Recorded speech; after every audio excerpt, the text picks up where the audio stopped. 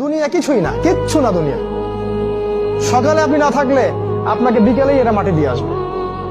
চোখ বন্ধ করে চিন্তা করবেন রাত্রেবেলা আপনি পৃথিবীতে নাই, আপনার স্ত্রী, আপনার সন্তান, আপনার প্রতিষ্ঠান, আপনার সংগঠন, আপনার সবকিছু কি থেমে আছে না চলছে? সব চলবে ভাই, কেউ থেমে। নামাজ আপনাকে যে কোনো পাপ থেকে বাঁচাবে ইনশাআল্লাহ। ভাই জেনা করছেন, নামাজ পড়েন। পর্নোগ্রাফি দেখেছেন, তাও তওবা করে নামাজ পড়েন। আপনি হারাম অ্যাফেয়ার্সে আছেন, হতাশ হয়েন না, নামাজ পড়েন। গোনা ছাড়তে পারছেন না, নামাজ পড়েন। সুদ খাচ্ছেন, নামাজ পড়েন। আপনি পতিতালয়ে গিয়েছেন, নামাজ পড়েন। বেপরদা চলছেন, তাও নামাজ পড়েন। আপনি অন্যের হক নষ্ট করেছেন, তাও নামাজ পড়েন। যে পাপই করেছেন, নামাজটা পড়েন। নামাজ আপনাকে সমস্ত পাপ থেকে বাঁচিয়ে রাখবে। আল্লাহ, শুধু তোমার ভয়ে এবং তোমার সন্তুষ্টি পাওয়ার জন্য আমি জেলা থেকে বেরিয়ে আসলাম।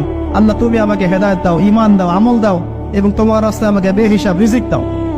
এবং নেককার কুমারী, নেককার যারা রমজান মাস পেয়েছে, 1 মাস পরে রমাজান, এখন থেকে 1 মাস পরে রমাজান, রমজান মাসকে পেয়েছে, রমজান মাসে ইবাদত বন্দেগী করে আল্লাহর কাছ থেকে ক্ষমা নিতে পারলো না, এরা ধ্বংস হয়ে যাবে। নাউজুবিল্লাহ। 1 মাস পরে আসছে রমাজান। দুনিয়াদার মানুষরা অলরেডি প্ল্যান করে ফেলেছে। ভাই আল্লাহ পাক আপনাকে এমনি এমনি সৃষ্টি করেন নাই, আমাকে এমনি এমনি সৃষ্টি করেন নাই। আল্লাহ পাক চান আমাদের কাছে আমরা যেন তার দ্বীনের জ্ঞান অর্জন করি এবং এই জ্ঞান অনুযায়ী আমল করি।